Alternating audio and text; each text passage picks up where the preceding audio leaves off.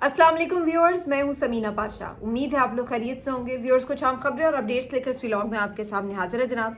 खबरें इंपॉर्टेंट हैं। आज आपको सबसे पहले बताएंगे कि अहमद नूरानी ने जो स्टोरी फाइल की है उसके बाद उनके साथ क्या हुआ, उनके घर वालों के साथ, उनकी फैमिली के साथ क्या हुआ। इससे मुतालिक एक अहम खबर है जो आपके साथ शेयर करेंगे। इसके साथ साथ जी आज सरदार एजाज इसहाक साहब जो कि इस्लामाबाद हाई कोर्ट के जज हैं, उनके भी सब्र का पैमाना लबरेज हो गया, फट पड़े बिल्कुल वो खुली अदालत में। और उन्होंने क्या कुछ आज कहा है, ये तौहीन अदालत का मामला है जो कि सुप्रिटेंडेंट अडियाला जेल के खिलाफ चल रहा है। और मिशाल यूसुफ जई का ये केस था जिसको कॉज लिस्ट से मनसूख किया गया, जिसके बाद आज जो है वो जस्टिस सरदार साहब बहुत गुस्से में आए और उन्होंने बेबसी का भी इजहार किया, लेकिन साथ ही साथ मज़ाहमत का ऐलान भी किया। क्या कुछ उन्होंने आज कहा खुली अदालत में आपके साथ शेयर करेंगे।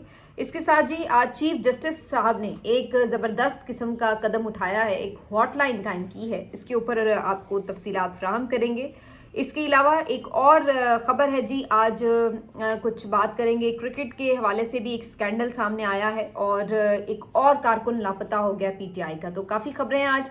आपसे रिक्वेस्ट है कि चैनल को सब्सक्राइब कर लें अगर अभी तक सब्सक्राइब नहीं किया। तो सबसे पहले बात करेंगे अहमद नूरानी की।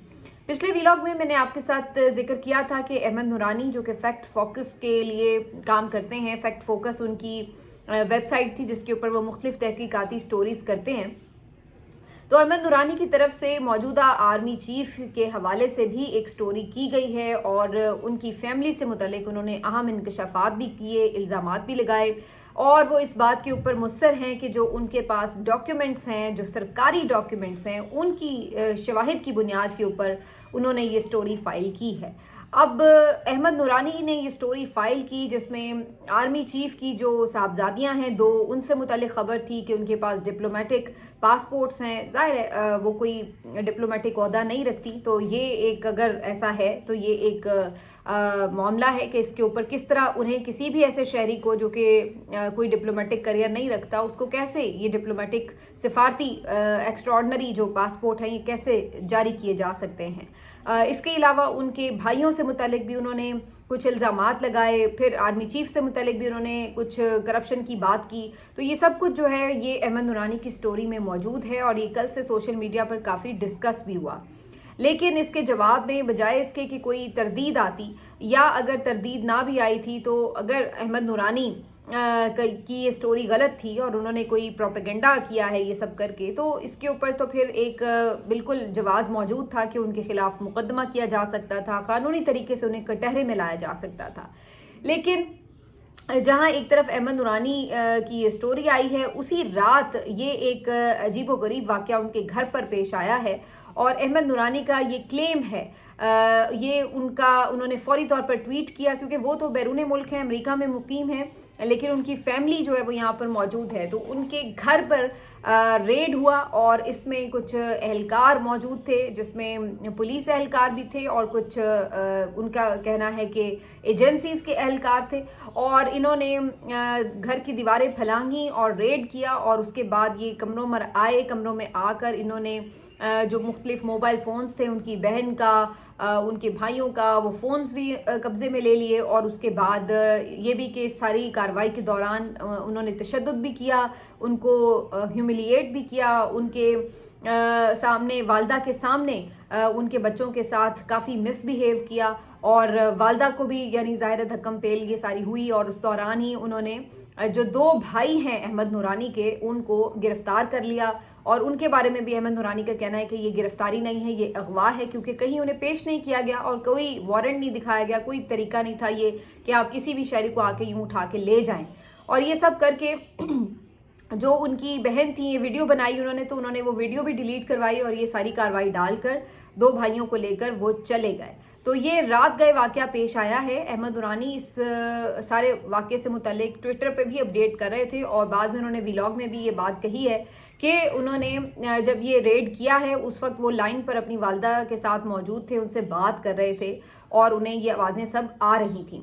इसके साथ साथ अहमद नूरानी साहब ये बताते हैं कि ये सारी जो कार्रवाई है ये ISI के एहलकारों ने की है। उन्होंने ये भी दावा किया है कि जो उनकी वेबसाइट्स पर चीज़ें मौजूद हैं उनको हैक करने की भी कोशिश की जा रही है।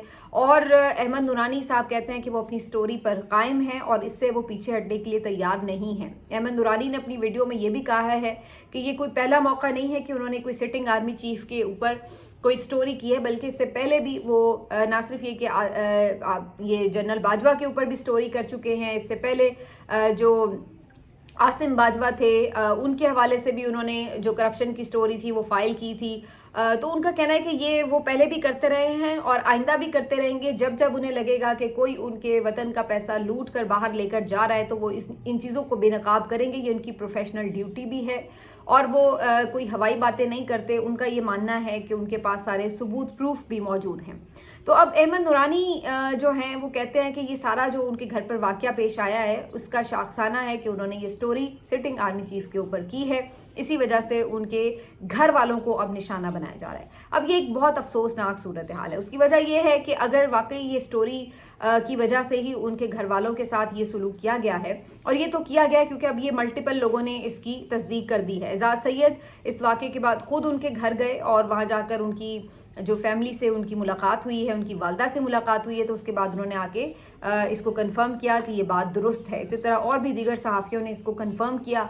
इसके अलावा जो अहमद नूरानी साहब की वालदा हैं वो भी आज सुबह इस्लामाबाद हाई कोर्ट पहुंची और ईमान मज़ारी और हादी जो चट्ठा हैं, ईमान मज़ारी के जो शौहर भी हैं, इन दोनों वकला के तवसुत से उन्होंने अपने बेटों की बाजियाबी के लिए दरख्वास्त भी दायर कर दी है। यानी अहमद नूरानी के दोनों भाइयों की बाजियाबी के लिए दरख्वास्त दायर की है। तो अब ये ज़ाहिर कानूनी तौर पर भी इसको फॉलो करेंगे वो, लेकिन फ़िलहाल तक उन भाइयों का कोई पता नहीं है।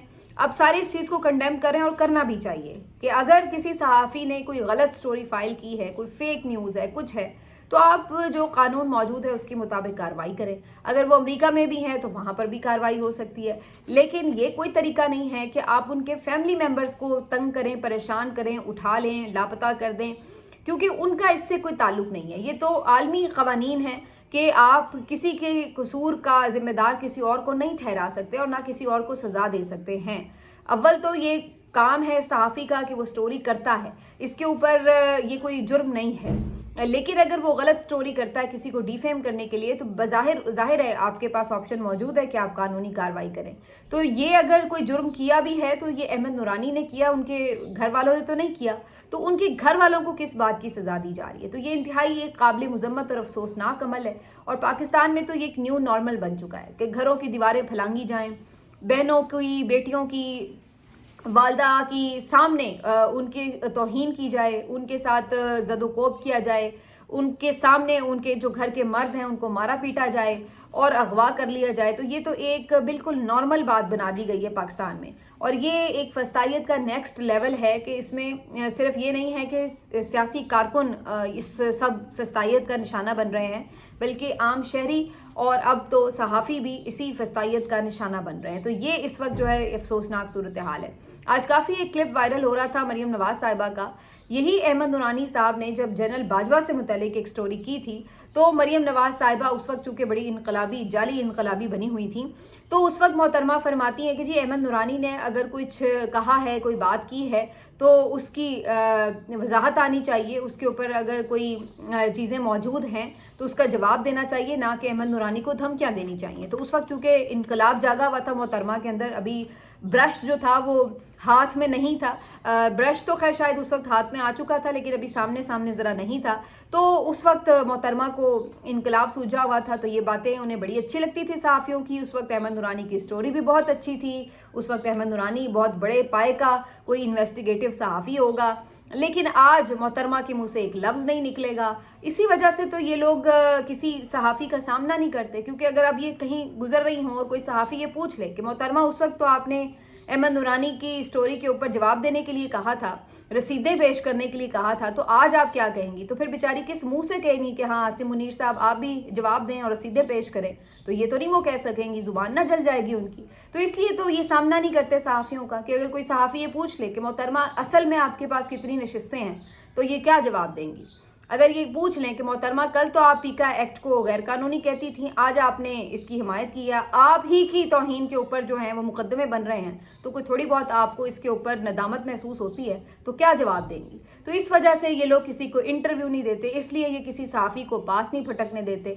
2-4 इन्होंने चमचे कड़चे रखे हुए अपने पास इर्द गिर्द, जो इनकी तारीफ़ें करते रहें और ये उनको गुड़ खिलाएं और ये उनको नवाजें, तो ये इस मकसद के लिए है। बाकी कोई आपको आज़ाद या जेन्युइन सहाफ़ी के सामने ये कभी खड़े हुए नज़र नहीं आएंगे।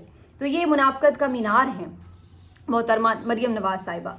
बहरहाल उनकी ये बात तो काफ़ी वायरल, लेकिन उन्हें इस तरह की चीज़ें वायरल होने से फ़र्क नहीं पड़ता, क्योंकि जिनके अंदर थोड़ी बहुत कोई इंसानियत होती है या कोई थोड़ी बहुत किसी के अंदर ग्रेस होती है, तो वो इन चीज़ों पे नदामत महसूस करते हैं। जो इन चीज़ों से आरी लोग होते हैं उनको ऐसी चीज़ों पर क्या नदामत महसूस होगी। तो बहरहाल ये जो है ये कल रात की सारी कार्रवाई है, और इस पर इमरान रियाज भाई की बात बिल्कुल दुरुस्त है, जिन्होंने ये बात उठाई है कि ये एक एक कर हर सहाफ़ी के पीछे आ रहे हैं, और अब जो है मामला ये कि चंद ही सहाफ़ी शायद रह गए हो जो बिल्कुल ही हुकूमत के इस वक्त आप कह लें कि सताइशी सहाफ़ी हैं, जो उन्होंने बस रखे हुए नौकरी पे कि भाई आपने हुकूमत की झूठी सच्ची तारीफ़ें करनी है और दिफा करना है। उनके अलावा शायद ही कोई सहाफ़ी रह गया हो कि जिसको इन्होंने निशाना ना बनाया हो किसी न किसी तौर।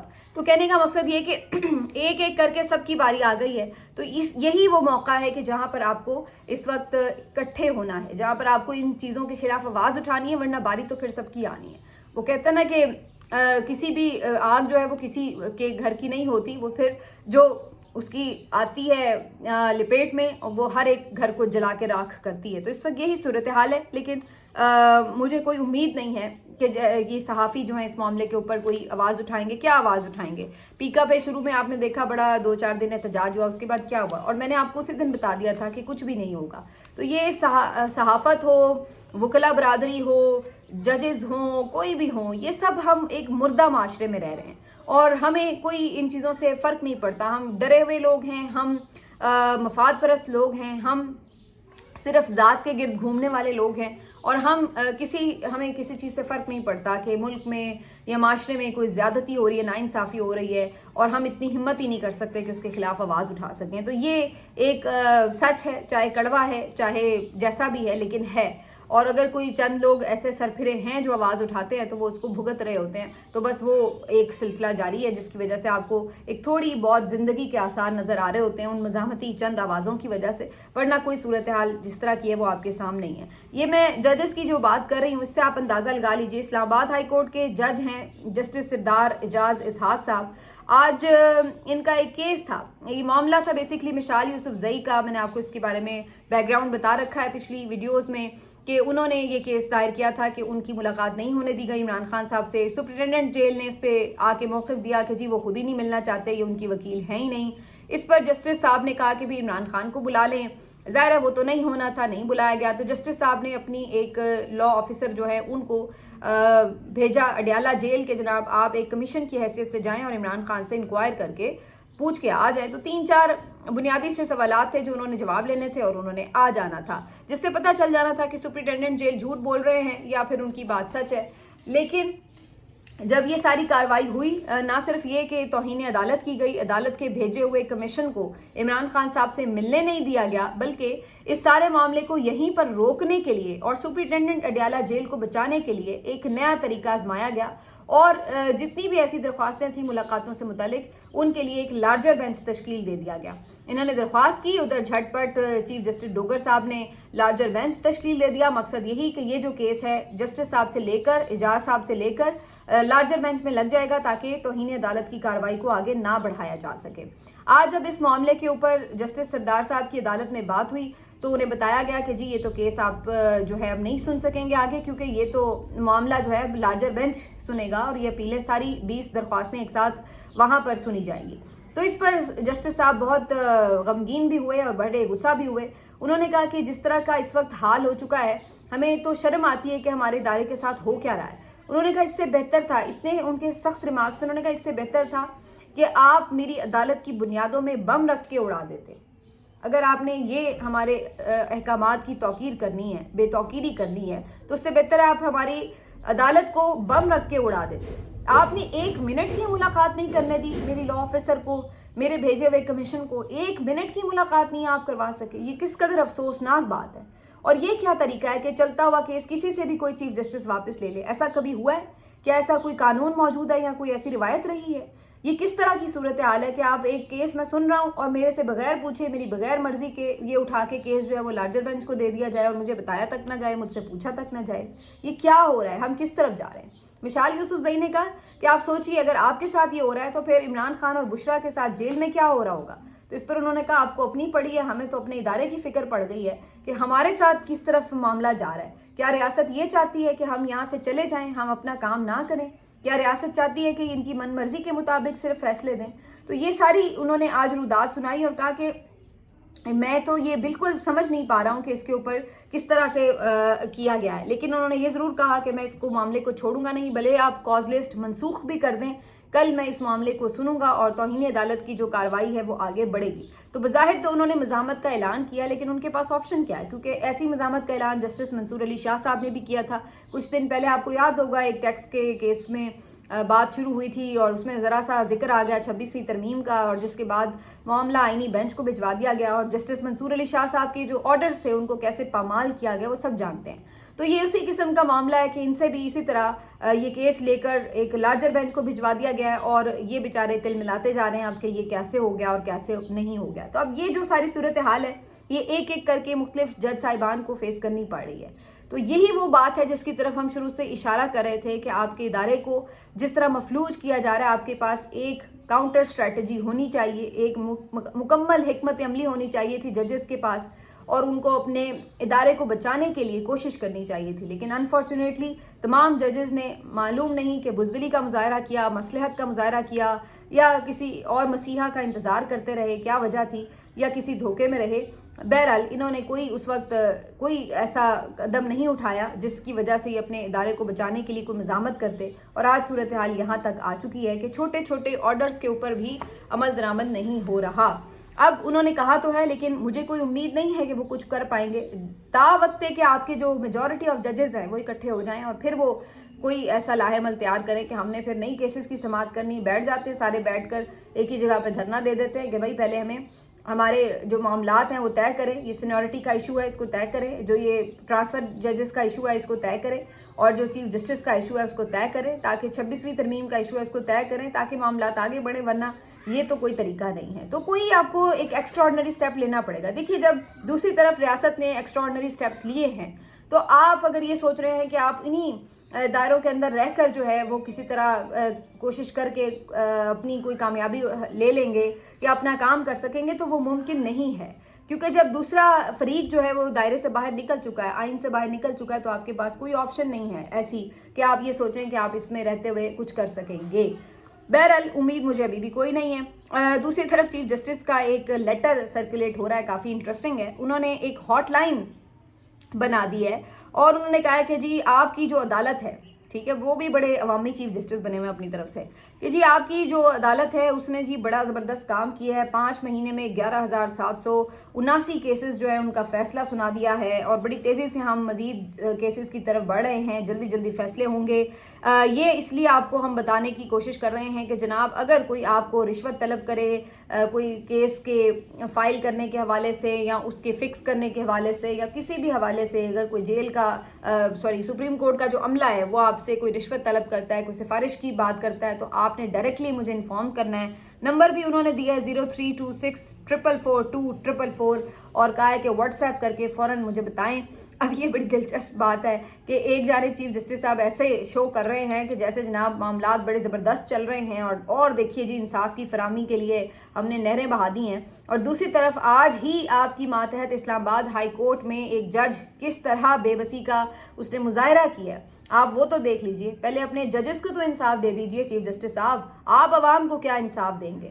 آپ کے تو اپنے جو 6 ججز ہیں جنہوں نے پہلے خط لکھا تھا ابھی تک وہ بھگت رہے ہیں اس کی سزا کہ انہوں نے خط کیوں لکھا تھا. ان کی پروموشنز رکی، ان کے راستے رکے، ان کے اوپر مزید دھمکیاں لگیں، ان کے اوپر جو پریشرز آئے انہوں نے برداشت کیے، جو ان کی کیریکٹر اسیسینیشن ہوئی، جو ان کے اوپر ریفرنس فائل ہوئے وہ سب انہوں نے بھگتے، اور اب یہ حالت آ چکی ہے کہ آپ کے اپنے سپریم کورٹ کے فیصلے پر عمل نہیں ہوا، آپ کی ہائی کورٹس کے فیصلوں پر عمل نہیں ہو رہا، اور آپ چلے ہیں عوام کو انصاف دینے، اور آپ چلے ہیں کہ جی رشوت نہ لیں اور جو ہے آپ سفارش نہ کروائیں. تو آپ کیا بات کر رہے ہیں؟ کون سی دنیا میں رہتے ہیں؟ مطلب مجھے بات یاد آ رہی ہے کہ آگ لگی ہے بستی میں اور چیف جسٹس صاحب ہیں اپنی مستی میں.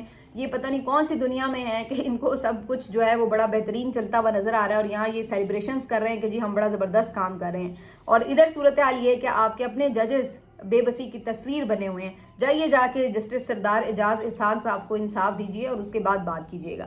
تو بہرحال یہ ایک وہی روایت ہے جو اس حکومت، اس رجیم کے لوگوں کی ہے کہ جس قدر یہ لوگ سسٹم کو مفلوج کر رہے ہیں، آلودہ کر رہے ہیں، اتنا زیادہ ڈھنڈورا پیٹ رہے ہیں کہ سب بہت اچھا چل رہا ہے، بڑی معیشت ترقی کر رہی ہے. آج یہ بات کی ہے جسٹس صاحب نے، سردار صاحب نے، کہ بڑا یہ کہا جا رہا ہے کہ جی معیشت ترقی کر رہی ہے. جس ملک میں قانون اور انصاف کی حکمرانی نہ ہو وہاں پہ معیشت ترقی کر ہی نہیں سکتی، اور آپ یہ جھوٹے جو ہیں وہ لوگوں کو دلاسے دیتے پھر رہے ہیں. تو یہ باتیں ہیں جی ساری، اور آپ جو ہے یہ، لیکن جھوٹ کے اوپر یہ ساری عمارت چونکہ کھڑی ہے تو ان کو جھوٹ بولنا تو ثواب کا کام لگتا ہے. ابھی آج یہ خبر میں دیکھ رہی تھی، کرکٹ سے متعلق بڑی انٹرسٹنگ سٹوری ہے کہ یہ جو آپ نے ابھی چیمپئنز ٹرافی یہاں پر منعقد کرائی ہے پاکستان میں، اس کے لیے جو 30 ارب روپے یعنی 30 بلین کا جو بجٹ ہے وہ استعمال کیا محسن نقوی نے، جس میں یہ اسٹیڈیم کی اپ گریڈیشن، انتظامات وغیرہ تمام چیزیں یہ سب ملا کے سیکورٹی، تو ٹوٹل کو 30 بلین روپیز جو ہیں وہ لگائے گئے ہیں اس چیمپئنز ٹرافی کے انعقاد میں، جس میں ماشاءاللہ پاکستان پہلے 2 میچوں سے ہی باہر ہو گیا تھا. اور اوپر سے اس کے بدلے میں کیا آپ کو فائنینشیل اس کا فائدہ ہوا؟ کچھ کخ فائدہ نہیں ہوا، الٹا آپ لاس میں گئے، کیونکہ جو اس کے بدلے میں آپ نے پیسے کمائے ہیں وہ صرف 1.7 بلین روپیز ہیں. اندازہ لگائیے کتنا زبردست کاروبار ہے. 30 ارب لگا کر 1.5 ارب روپیہ آپ نے کمایا. یہ محسن نقوی ہے، یہ محسن نقوی ہے جس کو بڑا کوئی دنیا کا شاندار اور بڑا کوئی کمپیٹنٹ بندہ بنا کے پہلے کبھی وزیر اعلیٰ بنا دیا جاتا ہے، پھر اس کو وزیر داخلہ بنا دیا جاتا ہے، پھر اس کو چیئرمین پی سی بی بنا دیا جاتا ہے، جیسے پتہ نہیں کون سے سرخاب کے پر لگے ہوئے ہیں. اور کباڑا کر کے رکھ دیا اس نے پاکستان کرکٹ کا، کباڑا کر کے رکھ دیا انہوں نے آپ کے ملک میں امن و امان کا، اور کباڑا کر کے رکھ دیا انہوں نے آپ کے جو فنڈز ہیں ان کا، جس طریقے سے یہ انہوں نے کیا. پوچھا جائے ان سے کہ یہ 30 ارب روپے جو آپ نے لگائے یہ کہاں لگائے اور کس طرح خرچ ہوئے، اور کیا اس کا رزلٹ نکلا کہ 1.5 ارب روپے آپ صرف اس کے بدلے میں کما کے دے رہے ہیں پاکستانی کرکٹ کو. تو لاس ہی لاس ہے. پرفارمنس تو خیر جو ٹیم کی ہے وہ تو ساری آپ کے سامنے، اس پہ اب کیا ہی بات کروں، لیکن ادھر سے بھی چونا پورا لگ رہا ہے جو روپے پیسوں کی مد میں لگ رہا ہے. تو یہ ہے اس حکومت کی اصل صورتحال، اور یہ ہے ان کا اصل چہرہ. فسطائیت ہے، جھوٹ ہے، اور ایک دروغ گوئی ہے، اور اسی کی بنیاد کے اوپر یہ سارا محل کھڑا ہوا ہے. یہ کب کس وقت گرے گا یہ تو کوئی نہیں جانتا، لیکن جو ان کے حالات ہیں اس وقت یہ آپ اندازہ لگا لیجئے کہ کس طریقے سے انہوں نے ملک کے ساتھ کیا سلوک کیا ہے. اس طرح تو کوئی دشمن بھی کسی ملک کے ساتھ نہیں کرتا. ملتے ہیں آپ سے اگلے ویلاگ میں، اپنا خیال رکھیے. اللہ حافظ.